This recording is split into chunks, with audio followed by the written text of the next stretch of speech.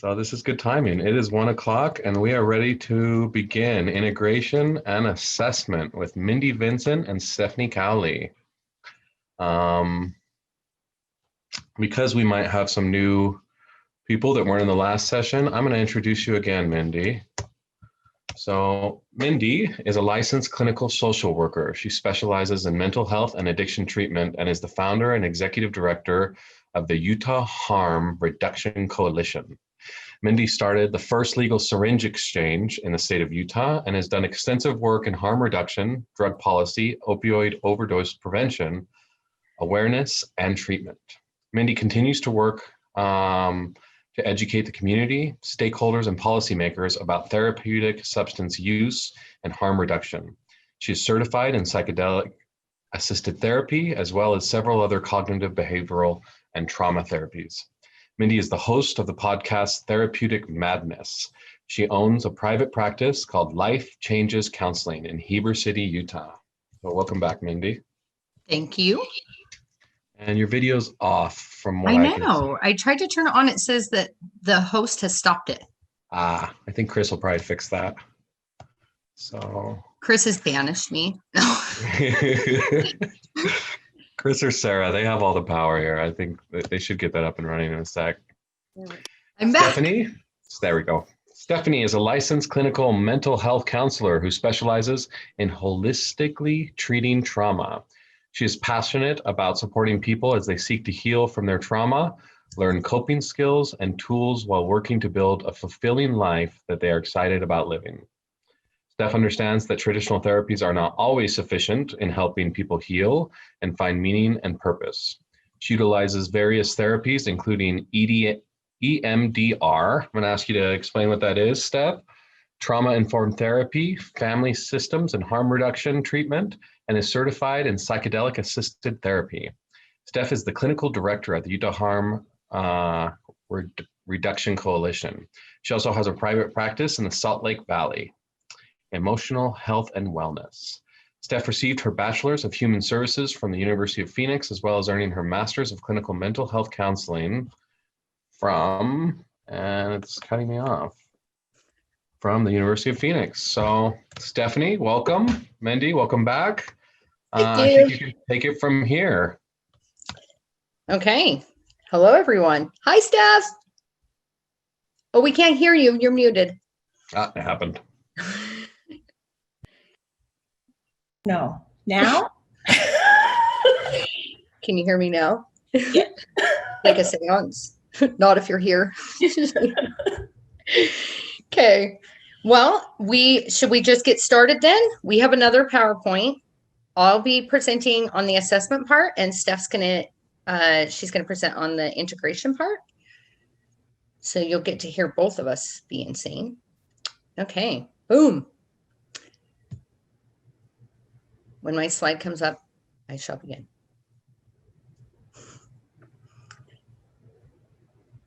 Assessment. Oh, and sorry, Chris, once again, I did for the first time in my life, I did the little fly-ins and stuff, and now I'm not even the one touching it. I'm so sorry.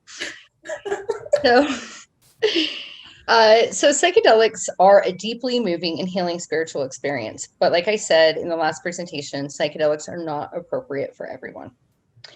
You need to first start by assessing yourself, asking yourself, why do I want to utilize psychedelics? What am I hoping to get from it? What am I looking to heal? What are some things going on with me that would make me either a good candidate or not a good candidate for psychedelics, such as, do I struggle with mental illness? Do I have, well, we'll get to that, like coping skills and such. But also collaborating with your support system and professionals. And we talked a lot about that in the last section about collaborating with your professionals when it comes to medications and such, but collaborating with your support system, with the people closest to you, and telling them, this is the journey that I would like to partake in. And this is how I need your support, or this is the kind of support I'd like from you while I undertake this journey. Next screen. Important things to assess. So a history of mental illness. So do you have, or the person, so this is the way that I would assess somebody, right? So if somebody was sitting across from me, these are the things that I would ask them. But these are also things you could ask yourself. But they're things that if you have a guide, they should be asking these things. And if they are not, then they're not aware of mental illness because they would ask. I don't even like to say such a broad statement, but I feel like if you're versed in mental health, that you would absolutely ask these questions. So first of all, do you have a history of psychosis? And psychosis is hearing or seeing things that other people do not see and hear, or having delusions, beliefs that really nobody else shares, unless you happen to have shared delusions with people. So if people have a history of psychosis, as a clinician, I don't know that I would endorse psychedelic use for somebody with psychosis. I don't think that there is, I don't even know if there's really any research on it, but there's definitely not enough that would make me feel comfortable as a licensed professional telling somebody who has psychosis to engage in psychedelic work. That we have to wait and see how that goes. So do they have a history of spiritual emergence? What does that look like? Do we know that that's spiritual emergence and not psychosis? Disorders with impulse control. So things with like bipolar 1 specifically, borderline personality disorder. People who have impulse control issues are more likely under the influence of psychedelics to do something impulsive, such as maybe hurt themselves or hurt somebody else, maybe even. But you definitely, and that doesn't mean that these people cannot work with psychedelics. This just means that there needs to be some safeguards in place to help control some of those impulses that sometimes can be hard for them to control when they're not on psychedelics. So under the influence of psychedelics, impulse control needs to be addressed. Suicidality. This one's a tricky one. So if people have had a history of suicidality, I don't see that as a problem for working with psychedelics. But if they're currently suicidal, that's a different situation, and that they might not be safe to engage in psychedelics.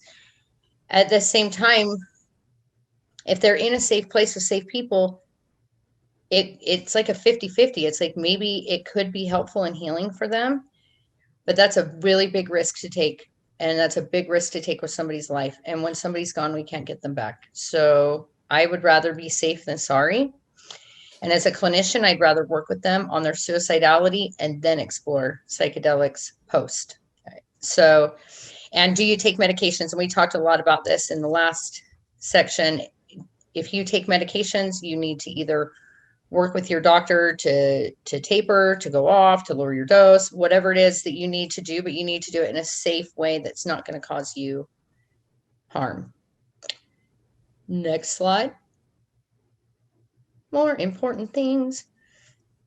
So these are also very important things to assess. History of trauma. When people have a history of trauma, even when they're not on psychedelics, trauma can get triggered, and it can be very hard to de-escalate somebody. And when somebody's trauma is triggered, they're in a fight or flight mode. And so trying to de-escalate somebody is very difficult anyway. But when you're working with psychedelics, some of that trauma can come up for sure. And if you don't have the coping skills to deal with it, or if that trauma is too much, if somebody's blocked trauma out and it comes up during a psychedelic experience, I don't know how good that's going to be. I don't know that that's great. So knowing their history of trauma, knowing what kind of work they've already done around it, for me, like as a clinician, seeing somebody's affect and the way they behave and talk about the trauma, that tells me a lot about where they're at with the trauma. Because if they can't even talk about it, or if they get hysterical when they start talking about it, I certainly would not encourage psychedelic use around those trauma events. I just wouldn't. Another important thing is coping skills. Coping skills are not just talk to people. Lots of people don't have shit for coping skills. So therefore, they might not be able to handle some things that come forward in a psychedelic experience unless they learn some coping skills first. And one of the best coping skills that you can learn when you're engaging in psychedelics is breath work. Learning how to breathe, keep your nervous system calm. And I have a whole range of coping skills. And so helping, but also like teaching people coping skills to be able to help process through afterwards. being able to manage what came up for them and the feelings that come as you're processing and working through that. People need to have coping skills to manage that, or they're going to end up worse off than where they were in the first place. Physical health issues. You should always be looking at if people have physical health issues. If you're doing some type of a psychedelic that requires fasting, you should probably know if somebody has diabetes. I mean, there's just things you should know about with physical health. A history of substance misuse. If I have never known anybody who has abused psychedelics. It's just not something I've seen. And I've worked in addiction forever, and I was an addict for 17 years. I've never seen somebody abuse psychedelics. However, people who have a history of substance misuse is typically because they're trying to medicate something inside of them. It's their coping mechanism. It's the best one they have. And so when people have a history of substance misuse, they're probably more vulnerable to relapse or to other things that could come about. So just knowing that history is there, knowing where they're at in their recovery, knowing what they engage in, like if they engage in like recreational substance use of any kind, and how that will interact with the psychedelics, as well as if this is triggering for them, because we certainly don't want somebody going back to drugs, So do these people have a history of psychedelic use? If you've never used psychedelics before, you need to be prepared for what you're entering into. So knowing somebody's history of psychedelic use, how much experience they've had with it, that also helps you know maybe what they might need to have a safer experience. And always check in with yourself and be honest with yourself. There are times when I have wanted to partake in ceremony or, wanted to go on a journey, but I just knew inside, like I just wasn't in the right place to do that. So I'll put it off for a minute. But checking in with yourself is the best thing you can do. Next slide, por favor. Oh, well, here we are to Steph's stuff. The end from me. Steph, yours didn't fly in. I'm so sorry. But It's now I'm okay. I didn't get all fancy, so I'm okay with that, though. Okay, so now we're going to talk about psychedelic integration, and that's kind of a big word. And the first piece of it with the psychedelic piece, as you can see, is from the Greek, and I'm not even going to attempt to read those Greek words. But I think it's important to note that mind is the main part of it, the psyche, the mind, and then that the rest, the piece that comes in with the psychedelics is making things visible, clear. And I really like the to shine, because I think that's what it does. A psychedelic shines a light on your mind and your soul and your spirit and shows you things that you need to know. And so there's that. And then integration is just about making pieces of a puzzle come together and be whole. And I think that's also very important in regards to psychedelics. Mindy's talked a lot about the importance of assessing prior to a trip, whether or not that's a healthy choice for somebody. But I think having the correct supports after a trip is also vitally important, because if somebody does have, next slide, please. It's weird when I'm not the one controlling it. Anyway, so I'm just waiting for that slide to be switched whenever I can. There we go. So when somebody has a bad trip or a life-altering experience that happens, whether it's during the use of psychedelic trip or just life in general, we in the Western culture do not have very good avenues to support people in processing those experiences and what goes along with it. And really the only types of people that I can think of in our Western society that can support people in these ways are professionals and also people who are trained in the psychedelic experience. But like Mindy said, there's not the training of the mental health stuff and the trauma stuff that can come up. And that can be huge, huge. And people can get stuck in it. And so it's really important to do your work beforehand, but also to do your work after, to integrate what you've experienced in a healthy way that's going to help you move forward in your life, not be stuck. So in Western cultures, in regards to ego death or any kind of life altering experience, we kind of just brush it under the rug. We don't really look at it typically. And there's kind of an attitude of, well, just get over it because life goes on. And lots of times, if you have a spiritual experience, to include ego death, but also other things, people think that you're weird or you're a hippie, or which, not that that's a bad thing, but there's a connotation that goes with it that is not, that isn't accurate. And it very much limits the type of people who are using psychedelics, but in reality, a lot of people are utilizing psychedelics. And so we need to have a place to go after those experiences to get support, to get help with integration, and to make our lives better from the experience, not keep us stuck. And in indigenous shamanic cultures, this is just a norm for them. And I'm sure you've all read what I put on that slide. So let's go ahead and go to the next one.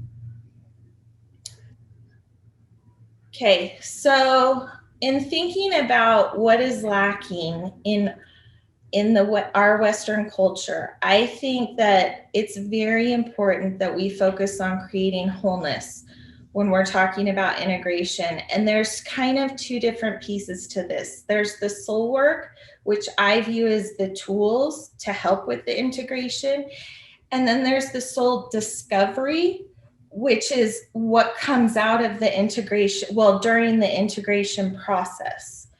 And there's a lot of different tools that can be used. And again, where do we go to find the people to help us with these tools? Well, therapists are a good place. Other professionals, people who this is their world and they're further down the journey than a lot of other people, are good options. But when you're struggling with something big, like trauma, like Mindy was talking about, or maybe you do have a mood disorder and you feel like this is part of your process, you're going to need professional support for that afterwards, not just before, not just during, but afterwards, in order to keep yourself safe, because there are lifetime ramifications for some people when they utilize psychedelics that can harm them long term. And we don't want that to happen to anybody. The whole point of all of this is to help people heal and help people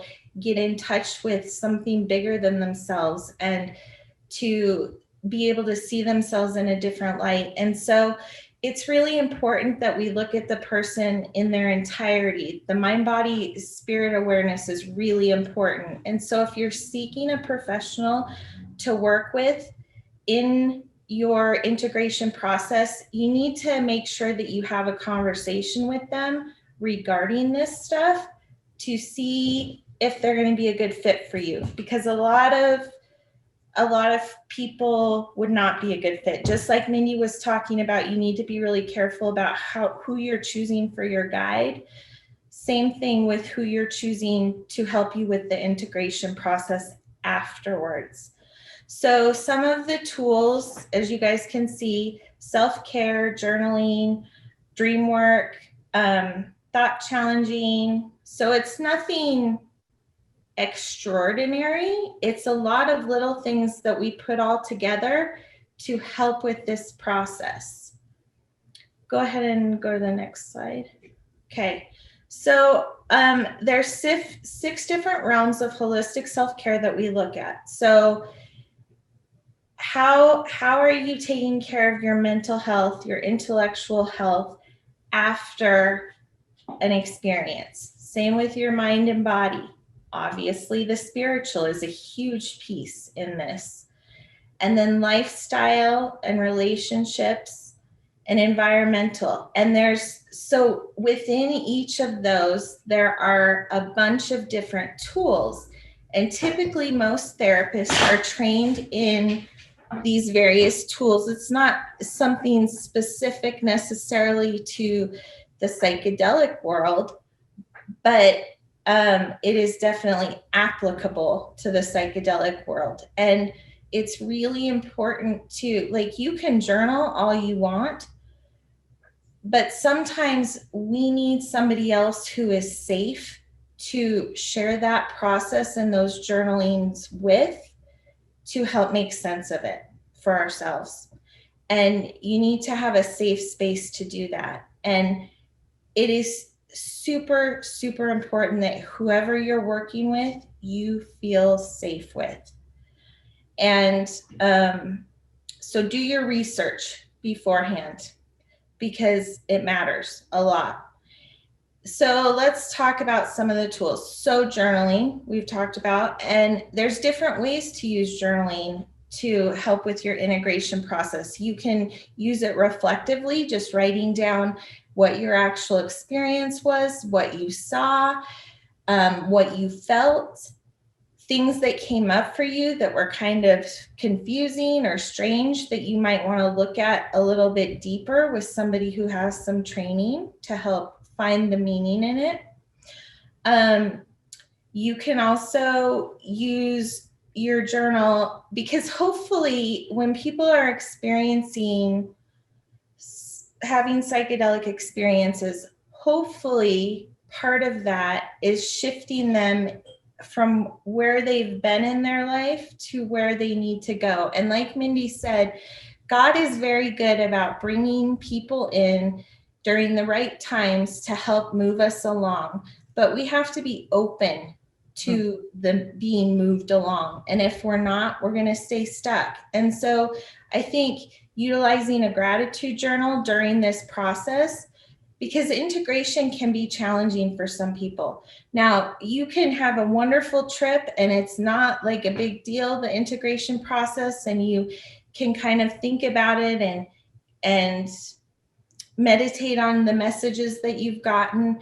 But for some people, when they've experienced like an ego death or a difficult trip, there needs to be support and integration after the fact. And so being able to balance looking at the hard stuff with gratitude, I think further propels the journey in a safer, balanced way. And then obviously things like yoga and exercise and spending time with your tribe, with people you feel supported by, all of those things are important in the integration process. I think also it's very important to make sure that you, if you're going to go on a trip, that you structure your life for the next few weeks after the trip to give you time to process that. If you go on a trip and then you jump right back into your 9 to 5, well, not even 9 to 5 for a lot of us, but your job and your kids and your home and your everything, everybody's needing everything from you, you're not going to have time to really integrate your experience in a beneficial way. And so making sure that you have structured time and a structured safe space in your home, if possible, where you can go and do integration work after your journey, writing, spending time processing, getting in touch with what God or the universe is trying to show you. All of these things are really important. And again, I agree with Mindy. I think there are situations where psychedelics can, well, they've proven it, where psychedelics can be hugely beneficial in helping somebody heal trauma. but it's in a professional setting with professional supports, because when we're dealing with trauma that's significant, you don't want to just open that up and then leave people with it. That is not safe. It's not healthy. And it's going to have lasting impact on, I think, ultimately our ability to even utilize psychedelics in this country, because it's already got a bad rap in some ways. And we need to be careful in how we proceed forward to make sure we're doing things in a healthy, safe way. Okay. And can I say something really quick, Steph? Something about that, you know, for those of us who hold professional licenses, and even people who don't, you know, we're bound by ethics, but my ethics live inside of me. They're not something a board tells me to do. There's something that live inside of me. And do no harm. I take that very seriously, not just in my work, but in my life. You know, I do not want to harm people. And when you rip open people's trauma and just leave it sitting there, you are causing harm. And if you don't know how to help people walk through trauma, how to heal trauma, you are causing harm. And we can't cause harm to people. There's so much harm in the world already. And the answer through psychedelics is love. Mm-hmm. You know, when you engage in psychedelics, you know that it's all about love. And when you love somebody, you don't leave them in a dark place. Mm-hmm. Thank you. Yeah, I totally agree with that. I get very passionate about that. Well, it's true. That's why. Yeah. Okay, next slide. And then I think we can just go ahead and open it up for questions.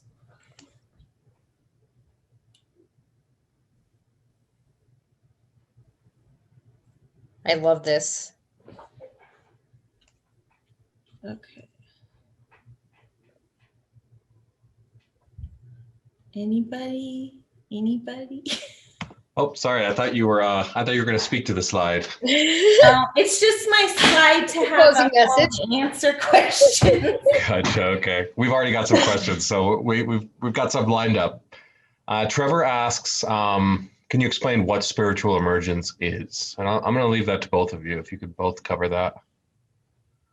Mindy, you want to go first? Which question was it? What is spiritual emergence? Oh, your turn to cover it, Steph. I've already covered this a couple times. Okay, so spiritual emergence is when somebody has a spiritual experience that nobody else is privy to. So whether that's hearing something, seeing something, feeling something that is spiritual and life-altering, but nobody else gets to experience it.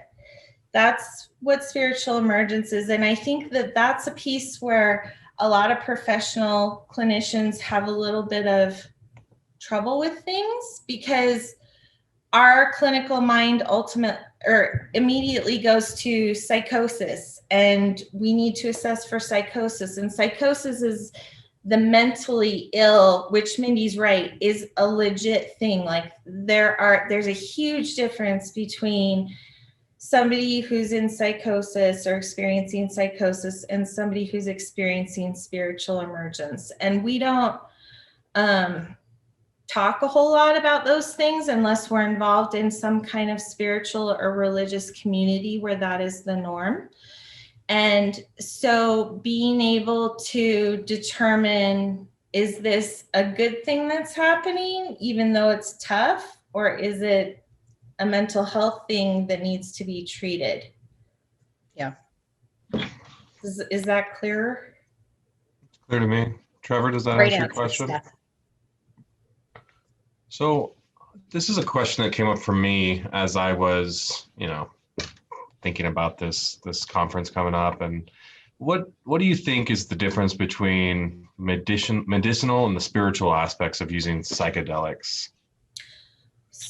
Do you want me to take it, Mindy, or are you gonna? I think we could probably both comment on it. Okay. You go first, bud. Okay. For me, I don't think there is a whole lot of difference. I think they are the same thing. When the whole point of using medicine is to help people heal. The whole point of spirituality is also to help people heal and feel whole and to feel loved and cared for and supported. And so to me, there's no difference. Mindy, I saw you clapping. It sounds like you agree with that wholeheartedly. Yeah. Well, I agree with that quite a bit. Like, I do think that I don't think that it's possible to engage in psychedelic use without having some type of spiritual experience. I don't know how that would necessarily happen. But you also, but you could utilize the medicine could be utilized just medicinally, and maybe, because some people don't have a contact with a power greater than themselves, right? Like, not everybody is spiritual or know how to identify spirituality, right? So I think people can use it medicinally without understanding or seeing the spiritual component, but I don't know how you could do it long term and not have the spiritual component come out. I have a hard time thinking you could do that. Even I'm like thinking about like all these different trips I've taken, and I guess it depends on the psychedelic too, because like I don't know how you could participate in an ayahuasca ceremony and not get the spiritual piece of it. I don't know how that would happen. Thanks. Stephanie, you and I were talking yesterday, and we talked about how maybe your education that you received was lacking in the spiritual side of healing. Could you talk a little bit about that? Yeah, so I don't know what Mindy's experience was like in school, because our degrees are a little bit different, but for me personally, the spiritual side of things was not ever even addressed in school. And having had religion be a huge part of my growing up, and then spirituality be a huge part of just who I am as a person in my adult life, as a clinician, I have had to kind of figure out how to support people in this area just organically, because we don't get the training, at least I didn't, and Mindy, you can weigh in, but we got the training in that it's a social support, right, which is great, but if you're not talking about organized religion and you're talking about the actual spiritual processes that people go through, that's something that I've had to educate myself postgraduate, just on my own. And so I think, again, when you're looking for somebody to help you integrate after an experience, this is another piece that you need to make sure that they are equipped to help you with. And maybe it's something where you go see a professional, a clinical professional, and then you go see a spiritual professional at the same time. But I think ideally that person, whoever's helping you with integration, should be working in all of the realms, the 6 realms that we talked about. Mindy, do you have any? I agree. I think that there's, in like, as far as a professional capacity, there isn't enough training done in the spiritual component at all. I would say that I went to the U, and I would say the closest that it got there was mind body bridging, and so I do think that there could definitely be more training in that way, but at the same time, spirituality is so individual. Mm-hmm. It is so personal. Mm-hmm. And like, I don't think anybody could I don't think somebody could walk me through my spiritual process, because that's between me and God. Mm-hmm. And I know my higher power, and I know my relationship with my higher power better than anybody else ever could. And it's so personal that no one else ever could know it. And how the universe loves and takes care of me might be different than how it loves and takes care of Steph. Right. So I think that the spiritual piece is incredibly personal, and that's where a trusted person who maybe even sees spirituality like you do might be able to help you decipher and figure out some of these things that have come up for you. But overall, that's the piece that is the most personal work. Right. And we're here to help integrate trauma and all sorts of other stuff. We can help you through that. And the spiritual stuff we might be able to help some with, but ultimately that's your work to do. Right. And I guess leading somebody through their spiritual journey is not a great term, but supporting them, being able to hold space for them and to support them and giving them time to talk about those things in that journey if they want, because some people don't want to. Like Mindy said, that's a very personal piece of being our humanness, right? And not everybody wants to bear that to somebody else. So yeah.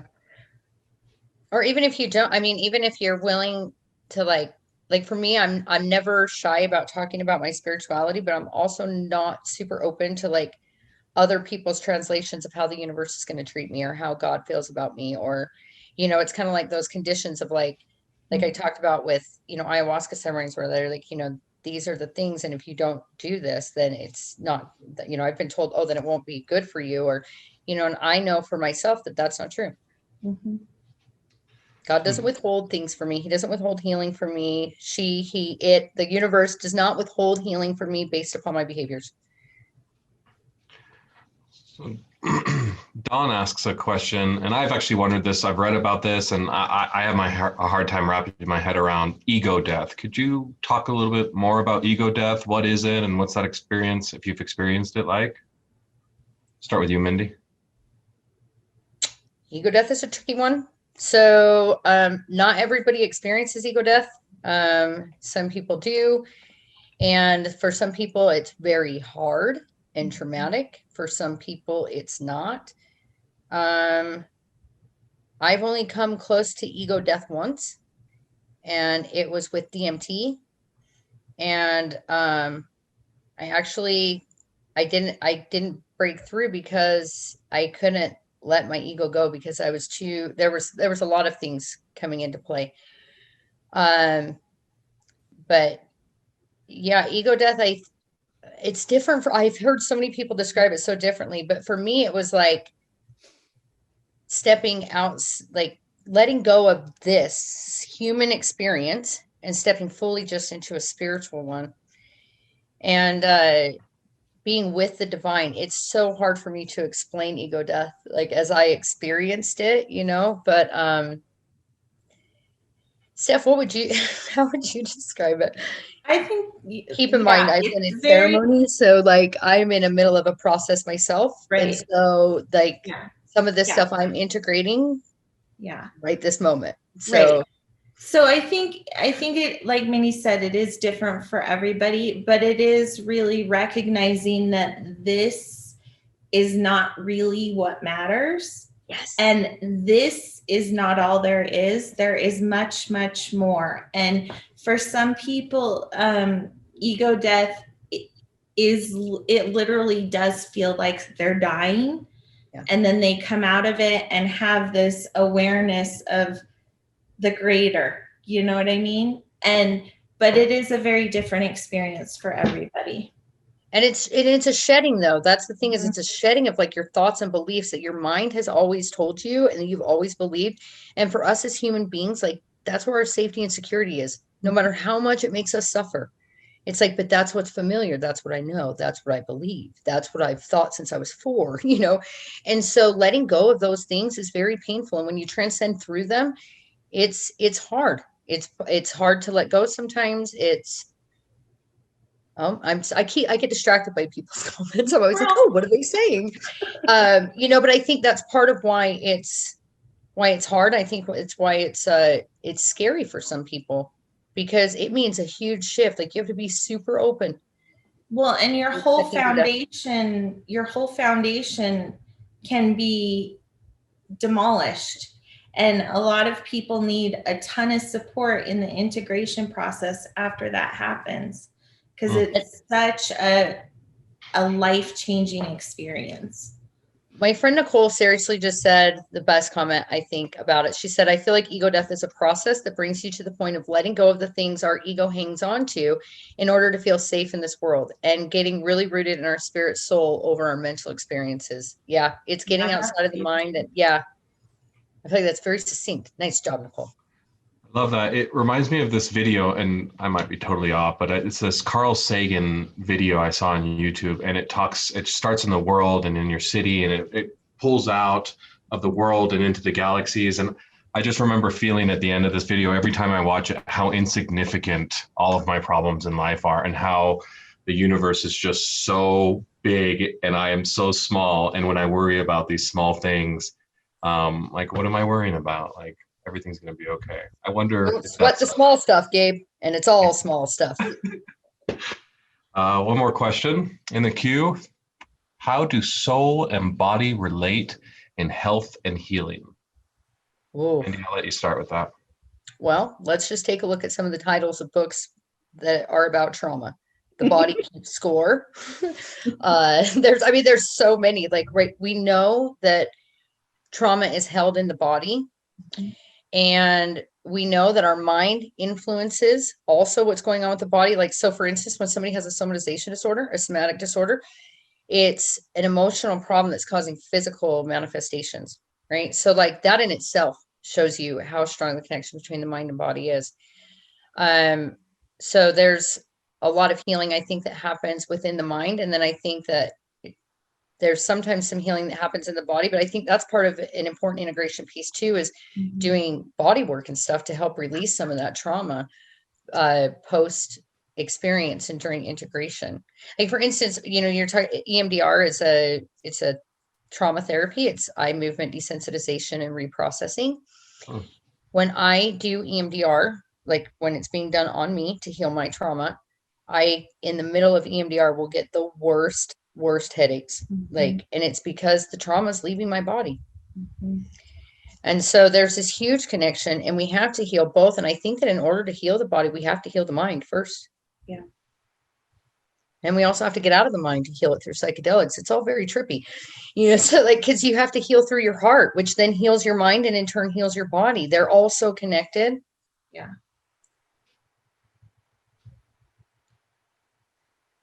Steph, do you have anything to follow up with that? Just that I totally agree with it. And for me, when I do EMDR as a client, I'm exhausted afterwards because, like Mindy said, it's a type of therapy that helps your body finally process through all of those things physically that happened and how it affected you physically. And when you shed that, it can be a very tiring experience. And again, just like with integration, I think people need to structure their lives so that after an experience, they have time and space to rest, to process, to reflect, to just be. Yes.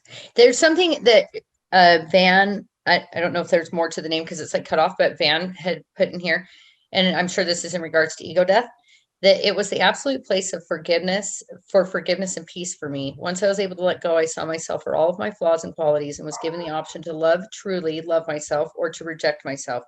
I chose the former, and I have never been the same since. And I love that because the ego death in itself it can be very frightening, and like you're like holding on, and like, no. But when you get to that other side, that is the place that people report that they get to, and then that's when you find out it was all a delusion anyway. Thank you, Van, for posting that. Well, we are out of questions. We're almost to the top of the hour. I think it's fair to take a 15-minute break. Is there anything y'all want to close out with? Thank you for having us. Thank you for having us. Thank you. And we love you guys, and we hope that the whole conference is wonderful for you, and thanks for letting us be a part. Yeah. Thank you. It's been a great conversation. Good to get to know both of you. I'm looking forward to meeting in person one day. Yes, very soon, Gabe. Okay. I'll be wearing the same shirt. Yes, I like that shirt.